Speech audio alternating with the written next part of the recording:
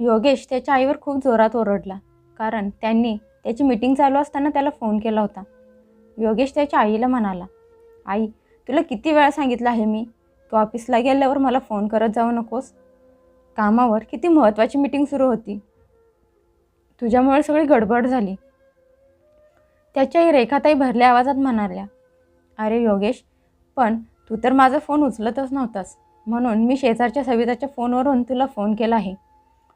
तू तर बोलत असतोस की दिवसभर तू कामात व्यस्त असतोस आणि रात्री तुझ्याशी बोलायला आले तर तू बोलतोस की ही माझी आराम करायची वेळ आहे. रात्रीचा तू टी व्ही बघतच बसतोस आणि मग तुला झोप यायला लागते. मग तूच सांग, मी तुझ्याशी कधी बोलू? योगेश रागात म्हणाला, आई, जेव्हा मी तुला स्वतःहून फोन करेन तेव्हा तू माझ्याशी बोल. हे ऐकून रेखाताईंच्या डोळ्यात पाणी आलं. त्या म्हणाल्या, अरे योगेश, माझा आजार पण काय तुझ्या फोनची वाट बघत बसणार आहे का? योगेश रागात फणफणत म्हणाला, आई, सरळ सरळ सांग काय झालं आहे. माझा वेळ खूप महत्त्वाचा आहे. तुझं फालतू बोलणं ऐकायला माझ्याकडे अजिबात वेळ नाही. त्यामुळे मुद्द्याचं बोल. अगं, आता तुझं वय झालं आहे आणि अशा वेळेस आजार पण तर लागणारच की. मग मी काही दिवसभर तुझ्याशी फोनवर गप्पा मारत बसू का? तुझा खर्च तुझ्या पेन्शनमधून भागत आहे ना. मग मला फोन करून करून सारखा का त्रास देत आहेस? हे ऐकून रेखाताई सुन्न झाल्या. त्या भरल्या आवाजात फक्त एवढंच म्हणाल्या की ठीक आहे बेटा योगेश, इथून पुढे माझ्याकडून तुला कसलाही त्रास होणार नाही. आणि राहिली गोष्ट पैशाची, तर पैसे आहेत माझ्याजवळ, पण आज मला अनुभव आला की जेव्हा तू लहान होतास आणि तेव्हा तुझ्याजवळ काहीच नव्हतं.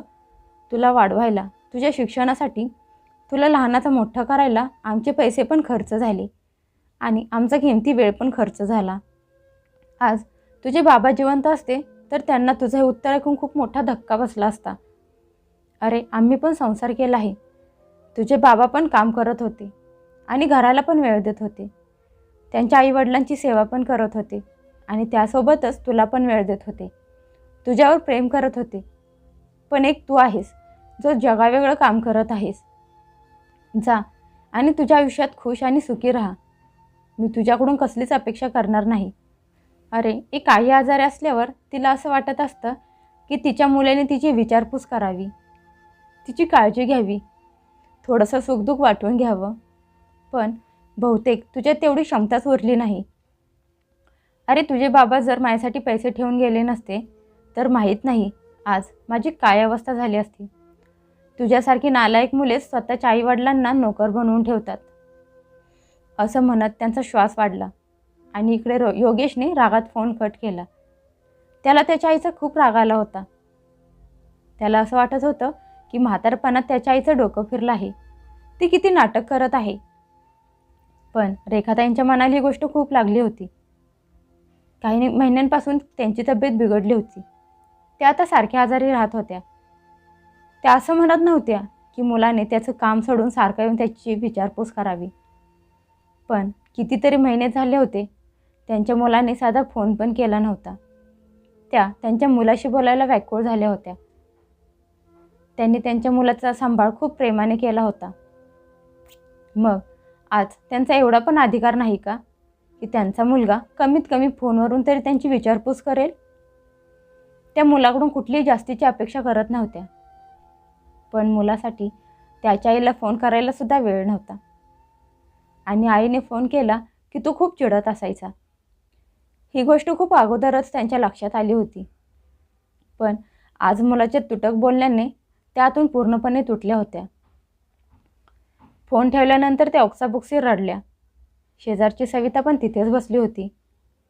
तिने पण त्या मायलेकरांचं बोलणं ऐकलं होतं. ती म्हणाली, काकी, तुम्ही काळजी कशाला करता? तुमची काळजी घ्यायला मी आहे की.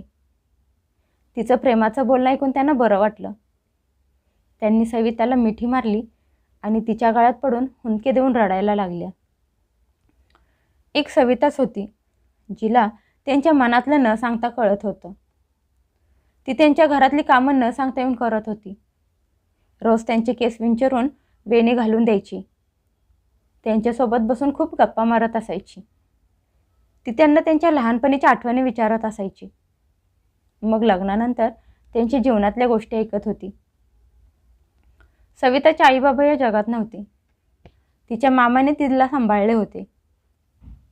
ते आणि तिची मामी तिच्यावर जीवापाड प्रेम करत होते.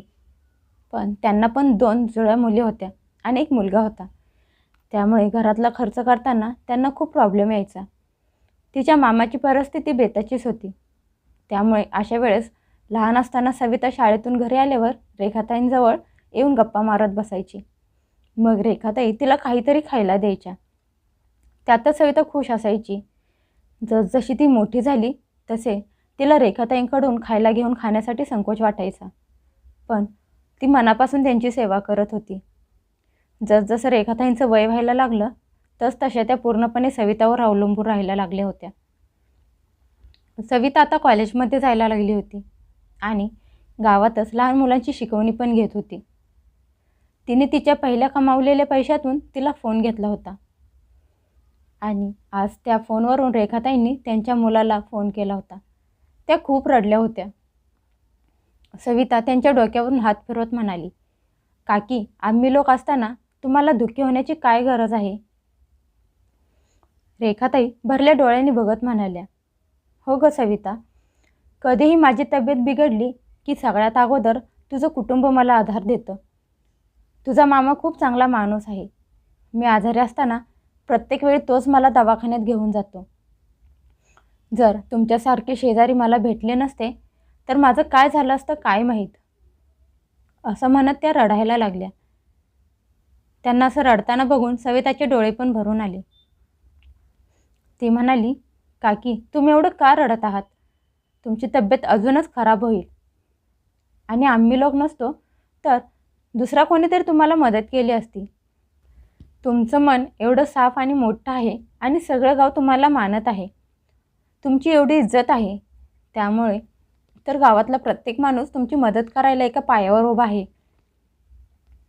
रेखाताई म्हणाल्या, हो सविता, या गावातल्या लोकांचा आपलेपणा आहे. म्हणून तर मुलाने 1000 वेळा शहरात बोलवून सुद्धा मी त्याच्यासोबत राहायला शहरात गेले नाही. आज त्याने मला अगदी एकटीला सोडलं आहे. पहिले तर मला बोलत होता की गावाकडची सगळी प्रॉपर्टी विकून माझ्यासोबत शहरात येऊन राहा. माहीत नाही शहरात नेऊन माझ्यासोबत कसा वागला असता. माझी काळजी घेतली असती का नाही, हा विचार करूनच माझं काळीज धडधडायला लागतं. सविता म्हणाली, अहो काकी, जे झालंच नाही आणि कधी होणारसुद्धा नाही, मग त्याचा विचार करून का टेन्शन घेत आहात? चला, माझी कॉलेजची जायची वेळ झाली आहे. काही पाहिजे असेल तर मामीला सांगा. असं म्हणत ती तिथून उठून गेली. रेखाताईंनी त्यांचे डोळे पुसत किचनमध्ये बघितलं तर जेवण बनवून तयार होतं. त्यांचं मन भरून आलं. त्या विचार करायला लागल्या की खरंच म्हणतात लोक, एक मार्ग बंद झाला की देव दुसरा मार्ग कुठे ना कुठेतरी उघडत असतो. माझा मुलगा आणि सून मला विचारत पण नाहीत, म्हणून तर देवाने मला सवितासारखी प्रेमळ मुलगी पाठवली आहे, जी माझी एवढी काळजी घेते. त्यांचं मन थोडंसं शांत झालं. त्या हाच विचार करत होत्या की जो जसं कर्म करतो त्यानुसारच त्याला त्यांचं फळ मिळत असतं. त्यामुळे बहुतेक माझ्या नशिबात हेच लिहिलं असेल. पण मला जास्त त्रास होऊ नये म्हणून माझ्या नशिबात सविताची साथ पण लिहिली आहे. हळूहळू त्यांनी त्या परिस्थितीशी जुळवून घ्यायला सुरुवात केली.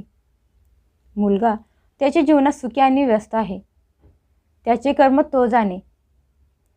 इकडे एक दिवस सविता कॉलेजवरून घरी आली आणि आनंदात नाचत काकीला आनंदाची बातमी सांगायला त्यांच्या घरी यायला लागली की ती तिच्या कॉलेजमध्ये पहिली आली आहे. ती काकीच्या घरी आली तर दरवाजा उघडा होता. ती आनंदात थेट काकीच्या खोलीत गेली आणि समोरचं दृश्य बघून ती सुन्न झाली. कारण रेखाताई फरशीवर निश्चित पडल्या होत्या. तिने त्यांना उचलण्याचा प्रयत्न केला आणि ओरडून आजूबाजूच्या लोकांना बोलवायला सुरुवात केली. सविताचा आवाज ऐकून शेजारपाजारचे लोक घरात आले. गावातल्या डॉक्टरांना बोलावून घेतलं. त्यांनी त्यांना तपासलं आणि मृत घोषित केलं. ही बातमी सगळ्या गावात वाऱ्यासारखी पसरली. सगळ्या गावात शोककळा पसरली. फक्त सविताच ओरडून ओरडून रडत होती. सगळ्यांचे डोळे भरून आले होते. पण सविता त्यांच्या खूप जवळची होती. त्यामुळे ती खूप रडत होती. कुणीतरी त्यांच्या मुलाला फोन केला. आता तर योगेश पुढे दुसरा मार्गच नव्हता. त्याला यावे तर लागणारच होते. त्याच्याजवळ त्याच्या आजारी आईला बघायला यायला वेळसुद्धा नव्हता आणि नाही तिच्याशी फोनवर बोलायला वेळ होता. पण आता जेव्हा आई या जगात नाही म्हटल्यावर सगळी प्रॉपर्टी घेण्यासाठी तर त्याला यायचंच होतं. तो रात्रीपर्यंत गावात पोहोचला. घाई गडबडीत अंतिम संस्काराची तयारी केली.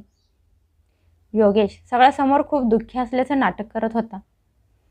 पण त्याला आई गेल्याचा जास्त काही फरक पडला नव्हता. आता त्याच्या डोक्यात फक्त हाच विचार चालू होता की गावातलं घर आणि जमीन विकायची आणि शहरात एक खूप मोठा बंगला खरेदी करायचा.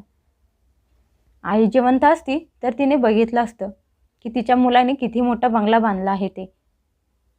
किती दुर्भाग्याची गोष्ट आहे ना की एक मुलगा जो आई जिवंत असताना तिला एका क्षणाचे पण सुख देऊ शकला नाही आणि तोच मुलगा आज आई गेल्यानंतर तिच्या प्रॉपर्टीच्या पैशांवर त्याच्या सुंदर भविष्याचं स्वप्न बघत आहे.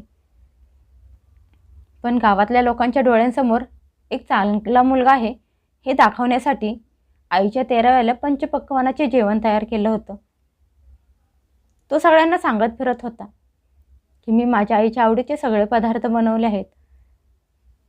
गावातले लोक त्याच्या तोंडावर तर काहीच बोलले नाहीत, पण त्याच्या मागे सगळे त्याच्याविषयी चर्चा करत होते की आई जेव्हा आजारी होती तेव्हा एकदा पण बघायला आला नव्हता. तिला असंच तडपडत मारायला सोडली होती आणि आज ती या जगात नसताना त्याला आईची पसंत आठवत आहे.